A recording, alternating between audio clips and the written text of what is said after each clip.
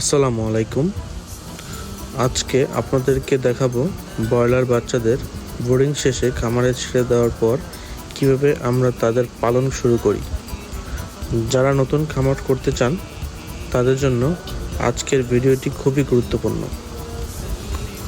এই যে দেখছেন, আমাদের ব্রুডিং পিরিয়ড শেষ হয়েছে। এবার আমরা বাচ্চাদের বড় খামারে ছেড়ে দিয়েছি। এখন থেকে এদের বাড়তি যত্ন নেওয়ার সময় শুরু। খাবার ও পানি যেন সব জায়গায় সহজে পায়, সেজন্য প্রতিটি কোণায় আমরা ফিডার ও ড্রিঙ্কার বসিয়ে দিয়েছি।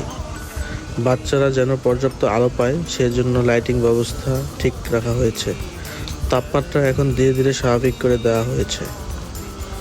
প্রতিদিন সকাল থেকে বিকাল সময় মতো খাবার দিতে হবে। খেয়াল রাখতে হবে যেন খাবার ও পানি সবসময় পরিষ্কার থাকে। এই সময়টাতে খুবই সতর্ক থাকতে হয়, কারণ এই সময়টাতেই রোগের ঝুঁকি বেশি থাকে। বাচ্চারা ভালোভাবে খাচ্ছে, ঘুরে বেড়াচ্ছে, এটা ভালো লক্ষণ, মানে ওরা সুস্থ আছে। ব্রুডিং সাকসেসফুল হলে মূল উৎপাদন অনেক ভালো হয়। তো বন্ধুরা, এই ছিল আমাদের খামারের আজকের আপডেট। আপনারা যদি খামার শুরু করতে চান তাহলে অবশ্যই এই ধাপগুলো অনুসরণ করবেন। ভিডিওটি ভালো লাগলে লাইক দিন, কমেন্ট করে জানান কেমন লাগলো এবং সাবস্ক্রাইব করতে ভুলবেন না।